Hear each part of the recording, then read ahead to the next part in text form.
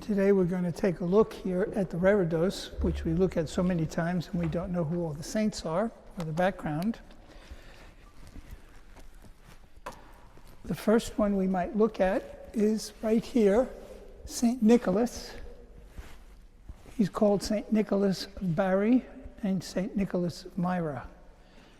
Why is he called two? Well, he's from Myra, but he was also in Bari. He was died in the year 343 in Myra. He's venerated mostly by all of us as Santa Claus. In case we don't know, St. Nicholas became Santa Claus. He was a bishop in Eastern Christianity. He's a patron of children, coopers, sailors, fishermen, merchants, pharmacists, archers, a whole bunch of different people. He was a great man. He was famous with the three little boys because the boys during a famine were being put into a brine barrel, and with the brine they were going to be sold as ham by the butcher, and he realized that the butcher had already killed the children. So he brought the children back to life, and that's why they're looking up to him. Sometimes you'll see the three children in a barrel, so everybody thinks that he's the patron saint of coopers, people who make barrels. He's not. It was just that he found the boys in that position. The other thing he's famous for is women who did not have a dowry and could not get married. Began with one family, 3 daughters. They had no money. Because they had no money, life was very difficult for them. So he would go at night and throw a bag of gold coins into the house for the dowry of each girl. You'll notice down here at the bottom, there's 2 bags of gold coins that are opened up with the coins coming out. That's a reminder of that particular miracle that he was famous for. The 3rd bag is hanging off the left wrist of his arm. So those are 2 miracles. He did some other miracles. He was called Nicholas the Wonder Worker because of all the miracles that he did. Very little is known about his historical life. Most of it has been lost, but he's also been a very important saint in the history of the church, so we know that he's very much in the hearts and the minds of people. As we know, St. Nicholas of Myra becomes Santa Claus, which makes him totally known throughout the world. Maybe not as St. Nicholas, but certainly as Santa Claus. Those are some of the miracles. If we go to the other saint next to St. Nicholas, who's St. Ignatius of Antioch. St. Ignatius of Antioch, right here in the blue with the red, and down here you'll see a mitre, and here on his lap there's a scroll that he is writing on. You'll see that there are irons attached to his wrists because he was a prisoner. He was a prisoner seized in Antioch as a Christian, and for some strange reason they decided rather than have him being martyred in Antioch, they decided to move him to Rome in order to martyr him. That's why he has the chains, because he was brought in chains by the Roman soldiers to Rome. As he went along the way, he wrote 7 letters, very beautiful letters that he wrote to different churches along the way.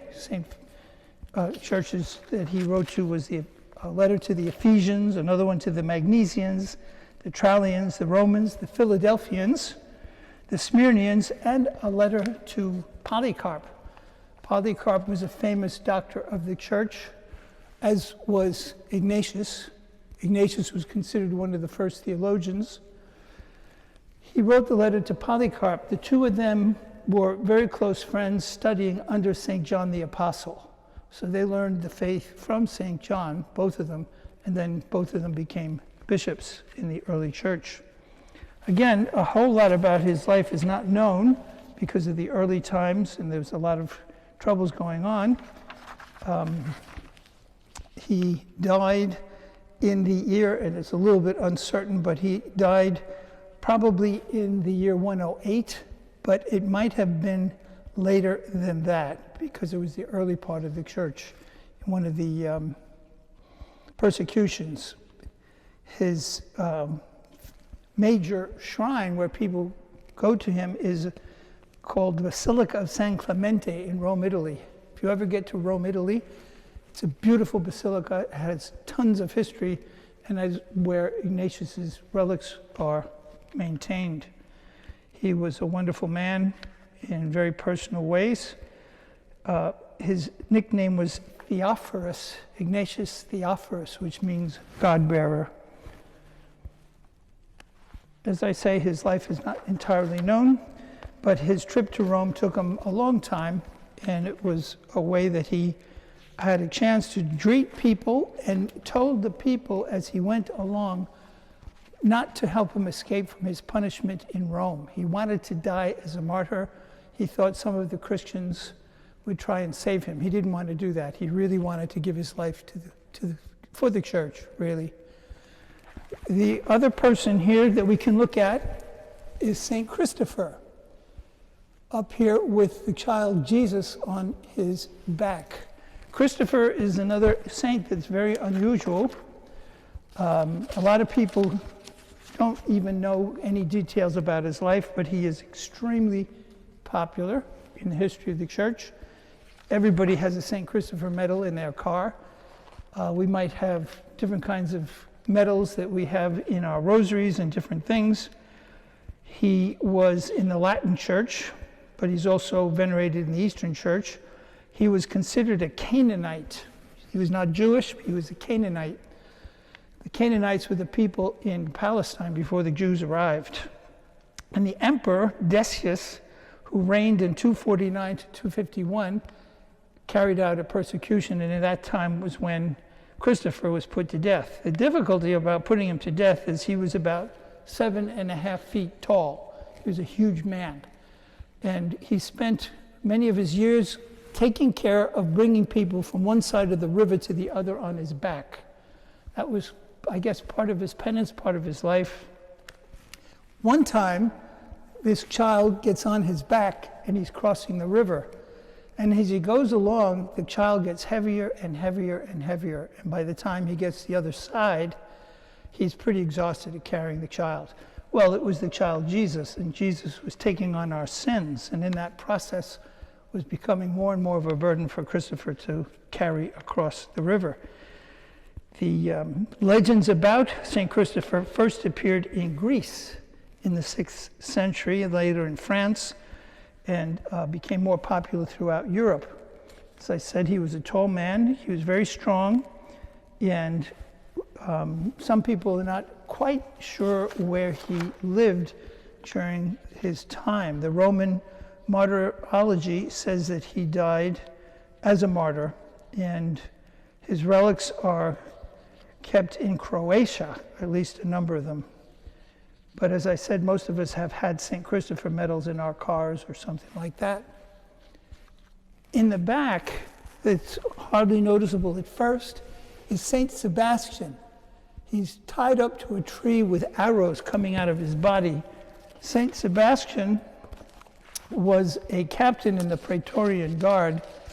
Captain in the Praetorian Guard was a very powerful position. He became a Catholic, and when he was discovered as Catholic, he was put into the prison to be martyred.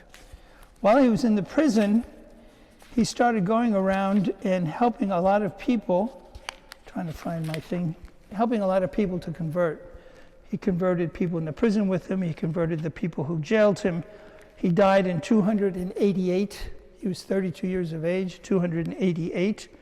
He's also venerated through all the churches, in the Eastern churches, the Western churches. Obviously, he's a patron for soldiers and for archers. That's how they killed him, but not quite. It's an interesting story.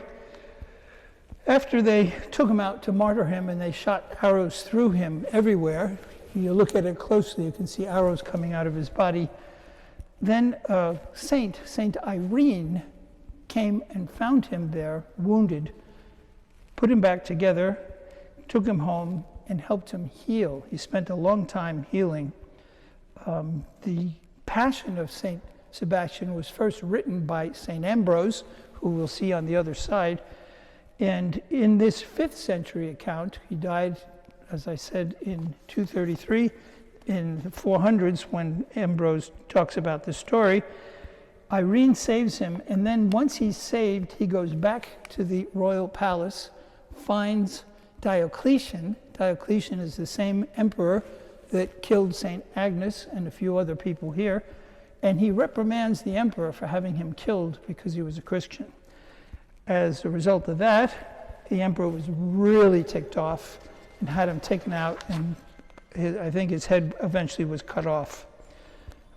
So he was very happy. One way or the other, he ended up as a martyr, and he became a great man as a result of that. His remains are housed in Rome in the Basilica Apostolorum. That is a basilica for apostles built by Pope Damasus I in 367 on the site of the provisional tomb of Saints Peter and Paul. So he's been somebody that's highly regarded in Rome for many, many years. In the back here, in a very small figure, is Saint Jerome with a lion. Saint Jerome is unbelievably prolific and hard to follow his whole life, but he died in 420. 420 is interesting. Those are the years when St. Augustine lived, St. Ambrose lived. They knew each other. Jerome was a brilliant guy who worked for Pope Damasus I, who we mentioned put up the tomb for St. Sebastian. Pope Damasus asked Jerome to write the Bible in one definitive language in Latin. So Jerome dedicated most of his life using Greek versions, versions in Hebrew, and then versions in Latin. He put the whole Bible, Old Testament and New Testament, into one Bible that we call the Vulgate. It's the Bible that we still use to this day. It's been upgraded, but he basically took it and put it together into one notable work. His shrine is St. Mary Major in Rome, Italy. He was a cardinal, even though he lived most of the last part of his life in a cave in Jerusalem, not too far away from where our Lord was born. He was a priest. I don't think he was ever made a bishop, though he did become a cardinal. He was born near Dalmatia. He was a man who had read a lot of different documents. I think he was brought up basically in a Christian family, although he really converted to Christianity at some point on his own. He really became a Christian. I'd tell you more about some of these people that we're talking about, but we don't have much time. We're going for 20 minutes, and I'm already giving you a lot of details, but hopefully they'll help you.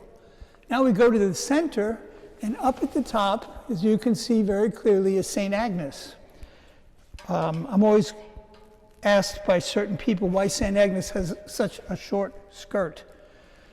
I think she had a short skirt because she was only 13 years of age when she was martyred.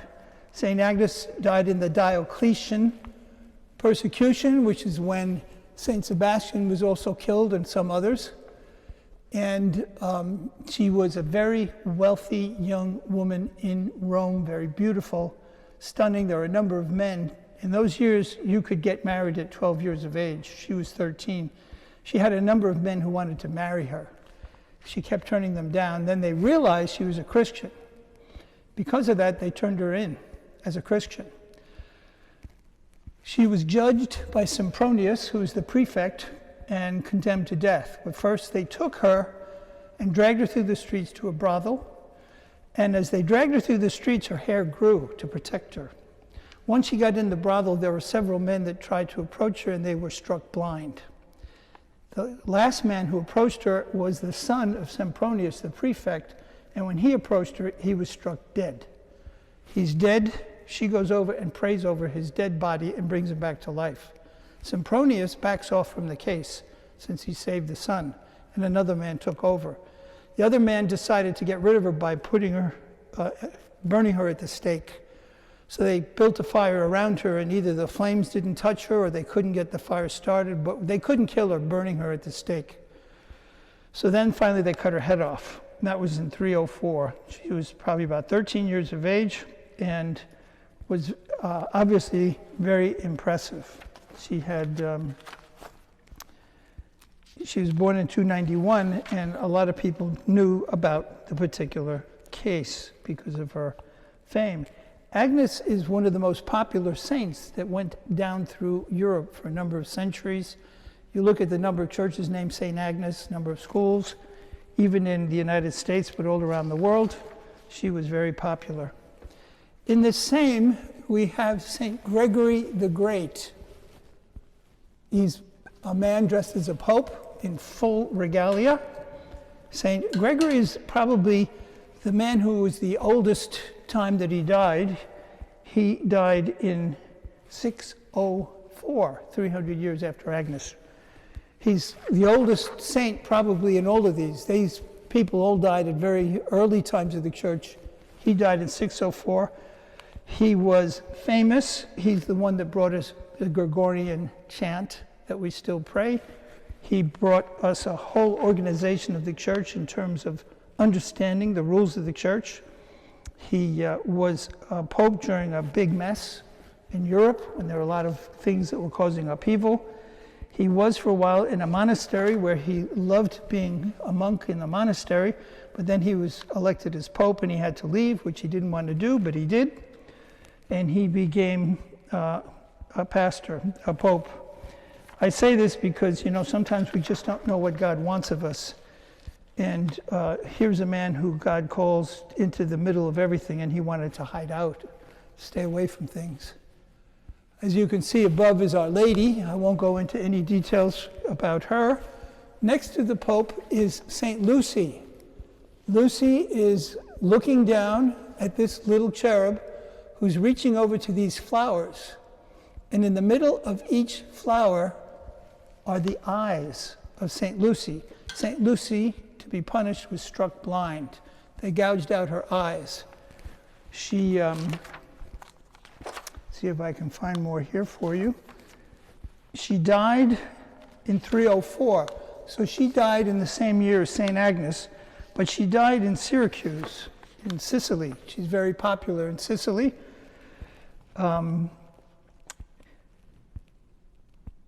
The oldest record of her story comes from an Act of Martyrs written in the 5th century, in the 400s. And so it's not that old. And it talks about how they tried a number of ways to kill her. They finally gouged out her eyes, and I think they finally beheaded her at the very end. Let's see if it says here. Yeah, they were gouged out, and I think after the execution was by beheading. And they knew that she was a virgin, just like St. Agnes. She was a virgin in order to dedicate her life to God. She's obviously a patron for eyes and things that are difficult. She was also very close to Saint Agatha, who had been martyred years before in the Decian persecution. Saint Agatha, as Saint Agnes, is mentioned in the Roman canon, the number 1 canon. Let's see. Her relics, it's not totally clear. Sometimes when these saints die, they split up their relics for different places. Sometimes they go back to their hometown, the place where she died or he died. It's kind of interesting. Today is the relics is the feast of St. Thomas Aquinas, the same thing. As we continue along here is St. Basil the Great. Basil was one of the greatest fathers of the church, as was some of the others that are here, St. Ambrose, St. Augustine, and the next one. Let's see. Basil was born in 330 and he died in 379. And so he was a young man. Basil had a tough life. He came in, the church was experiencing all kinds of difficulties with the Arian heresy. That was one of the big things. Basil went to Palestine, Egypt, and Syria to study, and then he stayed there. He was friends with Gregory of Nazianzus, who's another great father of the church. They became very close friends and worked together for a number of years. and then died some years apart. He went to the Council of Constantinople in 360, and he was eventually he was made a priest, and then he gradually was moved upwards to where he became the bishop, fighting against Arianism in a very strong way. Basil was chosen to become the bishop of Caesarea. You've heard of Caesarea in the New Testament.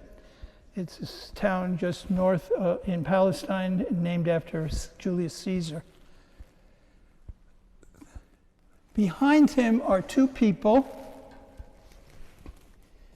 Saints Felicity and Perpetua. They are Romans, and one is a very wealthy lady, and the other is the slave of the wealthy lady, the person who takes care of the children. Perpetua died in the 3rd century, so they died in the year of 203. So it was 100 years before Agnes and 100 years before Lucy. They were caught into one of the persecutions. It would have been that Perpetua had a baby and was separated from the baby, and Felicity was pregnant and about to have a baby, and they were thrown into jail together, and eventually they were executed. You can remember that we mentioned them as well in the first Eucharistic prayer, St. Felicity and Perpetua. They're very important martyrs in the early church that we still have great reverence for in all this time. They died with a few other people at the same time, and they were executed at the military games in the celebration of the Emperor Septimus Severus's birthday. Kind of interesting. Good way to celebrate your birthday. Have some people executed.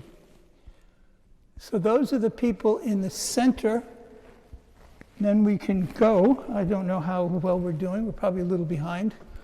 This is the third panel. This is St. Augustine and St. Ambrose. As you can see, St. Ambrose, dressed as a bishop because he was the Bishop of Milan, is holding a bowl. In the bowl, water is falling down on the head of St. Augustine, whom he had baptized. When he baptized St. Augustine, he also baptized his illegitimate son and Augustine's best friend. He's reaching for a shell here, don't ask me exactly why, and he has an arrow in his hand and a book. There's some snails and things around here that I don't know all the details. So those are those two people. Ambrose died in 397. He was a brilliant, brilliant bishop. He was not even Catholic when he was chosen as Bishop of Milan. He was, I think he was just a catechumen, but the people loved him so much. He was the man who ran Milan as part of Rome, but people loved him so much they chose him to be bishop. So he did. He was a brilliant guy. He fought against the Arian heresy, and he spent many years trying to help Milan put things back together. And then, of course, he was famous because Augustine was brilliant, absolutely brilliant. And the only person probably that could persuade Augustine was Ambrose, since he was probably as brilliant as Augustine, maybe not as famous. So he convinces Augustine to become Catholic, along with the prayers of Augustine's mother, Monica, Saint Monica. So those two have a long history. Augustine died in 430, so he was younger and continued on as the Bishop of Hippo in Africa. Augustine was African. In this, we also see the thing of going through what Augustine has done is overwhelming. When I went through college, you could never talk about anybody who was Catholic. The only thing you could talk about was the confessions which is one of the first autobiographies that Augustine published it about himself. And we don't have time to look into all this stuff, but I have pages and pages and pages. Too many pages. I don't know how come I have so many pages. The other person is Saint Cecilia, who is the patron saint of musicians. Right here in the blue, she's got a harp in her hand. At her feet is a tambourine that's broken and some pipes that are also broken. Here's a palm, which indicates in many of these pictures that when a person holds a piece of palm, it means they've been martyred. That's a sign of martyrdom. So anyway, she's there looking up at Ambrose. Saint Cecilia died in 235 AD in Sicily. Not in Italy, but in Sicily. And she is a Roman martyr, even though she was from Sicily. She's one of the several virgin martyrs commemorated by name in the canon of the Mass, Saint Cecilia. There's a church of Saint Cecilia in Trastevere, founded in the 3rd century by Pope Urban I, and it's believed to be on the site of the house where she lived and died.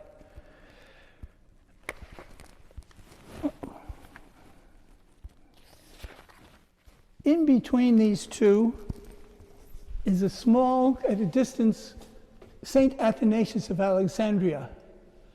He's probably one of the greatest patrons in the Eastern Church, the greatest doctors in the Eastern Church. He's sitting here looking off. He has a cross around his neck. He's writing on a piece of paper. There's a pen in his hand, a feather, and down at his feet is a snake. But anyway, he's writing. He was one of the brilliant doctors of the Eastern Church and the Western Church, but he's really a brilliant man who died. Let's see. He died in 373. So he's part of the same world of Ambrose and Augustine, and he was really outstanding. Ambrose and Augustine's one of the greatest fathers in the Western Church, and Saint Athanasius is also one of the greatest fathers of the Eastern Church, both great men. In between Ambrose and Augustine is a little figure of a woman. I don't know who it is. Someday we'll have to track down. I think it's Saint Monica, watching him getting baptized, but someday we'll find out. Anyway, those are the figures here.